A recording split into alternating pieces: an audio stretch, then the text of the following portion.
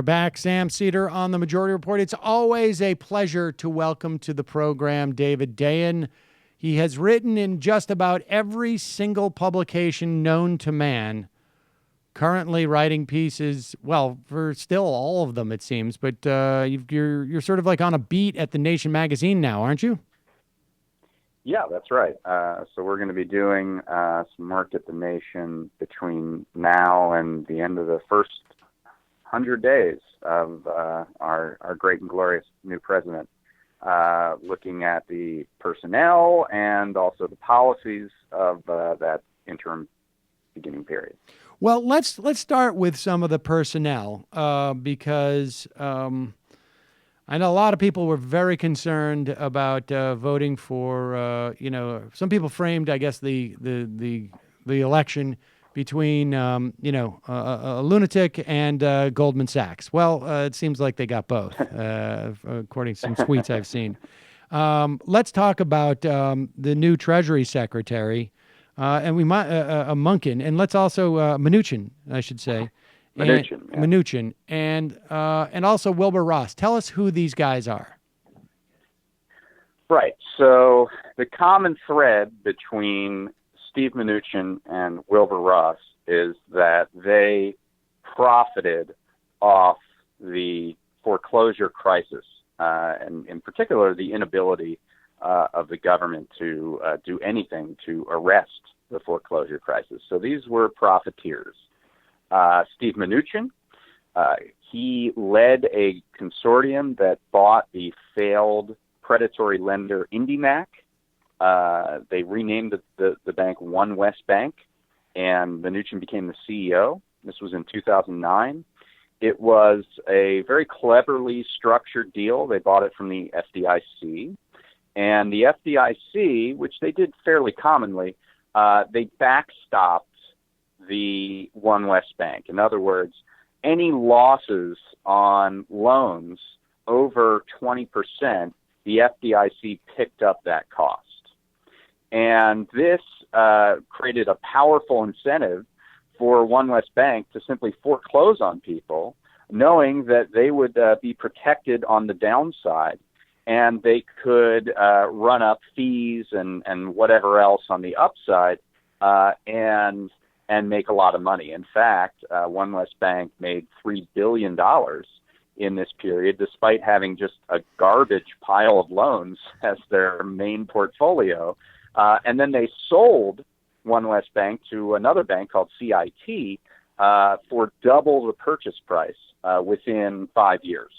So this was a very lucrative deal for Mnuchin and One West. Now, when they sell that bank 5 years later, does that still come with the FDIC, like that guarantee? On the old portfolio, it does. On that legacy portfolio, it in fact does. So any losses on those legacy loans from IndyMac, they end up picking up that price. Now, but I mean, who wouldn't buy this? Like, why is the government even selling this? I mean, if you're going to cover the losses, why don't you just keep it so you get the upside? I don't understand. It's like right. me getting rid of a. Let me just explain this to folks, because this is so insane, it seems to me, right? It's like me having a car that I don't want to, everything keeps breaking down, and I don't want to pay for this anymore. So I sell it to somebody else, and I say, look, if anything goes wrong with that car, I will pay for it forever. And so they get to drive the car, and I still get to pay for all the expenses, but I don't have the car anymore. Right. I don't understand this. Yeah, I mean, at the time, the FDIC, they're a conservator. Their entire job when they get a bank or failed institution into their hands is to get it out. I mean, that's their entire MO, is to spin it out. And of course, in 2008, nobody wanted to buy these types of things, so they had to give very generous terms in order to find people willing to buy them. A lot of the incidences in which they did this, they ended up okay. The problem is when they put it in the hands of a guy like Mnuchin, he just saw it as a huge money-making opportunity. And One West foreclosed at least on 36,000 people, and I believe that's just in California. They initiated 36,000 foreclosures, and much less workouts on the loans because it didn't make any financial sense. The financial incentives were all towards foreclosure rather than any kind of loan modification that would keep somebody in the home. And just like the rest of the industry, these foreclosures were committed fraudulently. There is a deposition that's still online that you can go see. It's linked in my Nation piece from July 2009 from Erica Johnson-Seck, who was a vice president with One West Bank, and she would sign affidavits attesting that everything in these loan files was true and correct. This was under penalty of perjury. She signed these affidavits saying that she had reviewed all the business practices and everything in this loan file, and it's all correct. And they asked her, how long did she take to execute each one of these affidavits? And she said, well, I've changed my signature, so I only write an E, so now it takes me 30 seconds. Mm-hmm. And there is no way physically that she could review all the business practices and everything around that particular loan in 30 seconds. It is just an impossibility. And she did this on, I believe she attested to 750 loans every week. Wow. So this was a standard practice of robo-signing these documents and submitting them to courts fraudulently as evidence when the evidence was in fact not true. And she also admitted to not signing them in front of a notary, which kind of defeats the purpose of notarizations. And she admitted that she didn't know any of the records and how they were imputed and how they were collected. She just went on faith that these things were correct. All right, so this is what One West did. Let me amend my analogy then. So it's as if I said this, like, I will cover the expenses of your car if anything happens to it. And I, as the guy who buy the car, am like, oh, great, because I get paid, incidentally, for every parking meter I mow down. And I just go out and mow down parking meters and get them to fix my fender every time. I mean, that's basically it, right? They started. I also didn't have title on the car. Right. I didn't actually have the true title on this car, but I'm going to use it anyway. And I guess the analogy gets a little more. All right, but just to make this clear to people, by foreclosing on all these people, because foreclosure has a risk, right, on the banks if you can't sell the houses again. So really what the hope is that you do some type of workout deal where you lower the principal and the people can stay in the home and at least you get X cents on the dollar.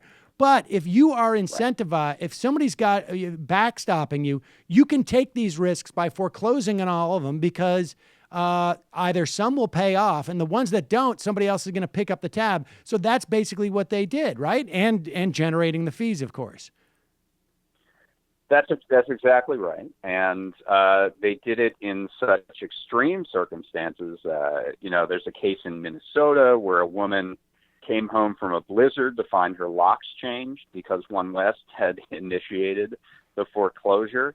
A famous case out here in Los Angeles, individuals actually went to Steve Mnuchin's house and camped out on his lawn because he had foreclosed on this lady named Rosemary Gudiel.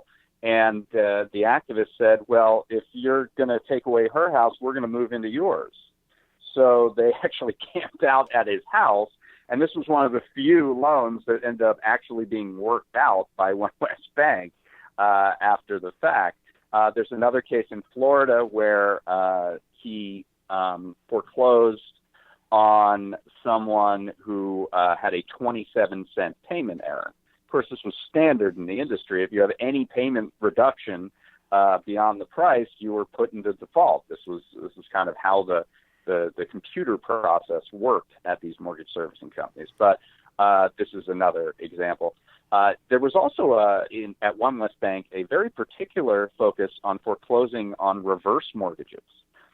They had a reverse mortgage business called Financial Freedom, and even though they had about a market share of about 17% of the industry in reverse mortgages, these are the things that are hawked on late night TV to seniors saying, hey, you have equity in your house, do a reverse mortgage and we'll give you money.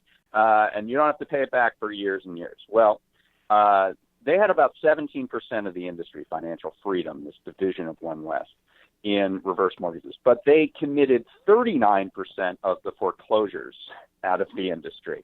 So it was about twice as many as what they owned. They would foreclose. And the other thing I would say is that a great majority of these residential foreclosures took place in minority areas. The California Reinvestment Coalition, which is an organization out here, did a study showing that it was close to 2/3 of all mortgages that were foreclosed on by One West were done in places with majority zip codes. All right. So this guy basically ran a business that was not just profiting off of the misery of millions of Americans, but literally causing causing the misery for money. I don't know how else to articulate it. Hey, it's Sam Seder. Why don't you subscribe to this channel? You can do so right over here. Subscribe.